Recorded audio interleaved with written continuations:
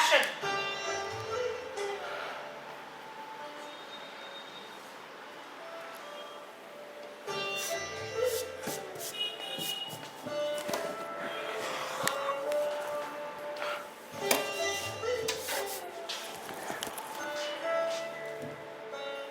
এই চেয়ারটা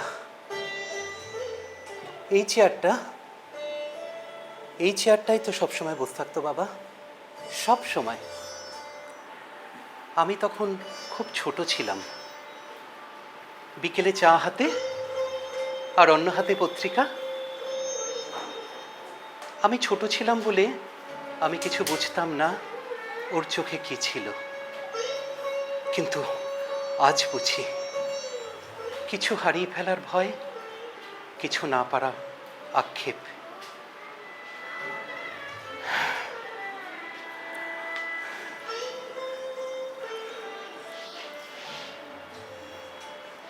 আমি বাবাকে জিজ্ঞেস করেছিলাম, বাবা তুমি হাসো না কেন? বাবা বলেছিল, যারা কিছু পায় তারা হাসে, কিন্তু হাসে না তারাই যারা পায় না।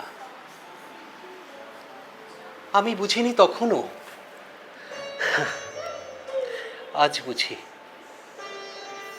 তুমি যখন চুপচাপ থাকতে আমরা ভাবতাম তুমি রাগ করেছ, কিন্তু আজ বুঝি তুমি চুপ ছিলে কারণ আমরা যাতে শান্তিতে থাকি।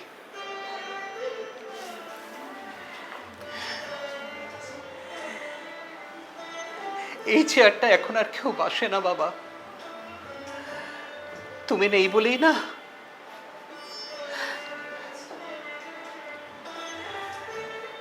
জানো বাবা, আমি আজকাল না তোমার মতোই চুপচাপ হয়ে গেছি।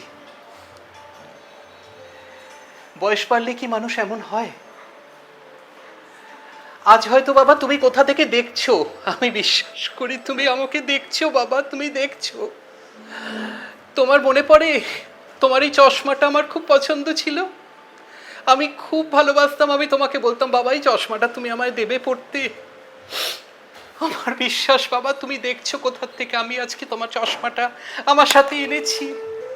আমি পড়েছি, দেখো আমি পড়েছি, দেখো। আমি বিশ্বাস করছি তুমি আমায় আশীর্বাদ করবে না?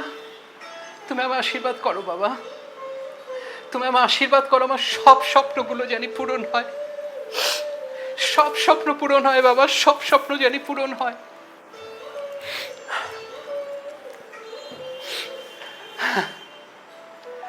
তুমি নেই বাবা, এই চেয়ারটা জানি আমি সবসময় জানো তো আগলে রাখে, ঠিক যেমন তুমি আমায় আগলে রাখতে, নীরবে, নিঃশব্দে আর ভালোবাসায়।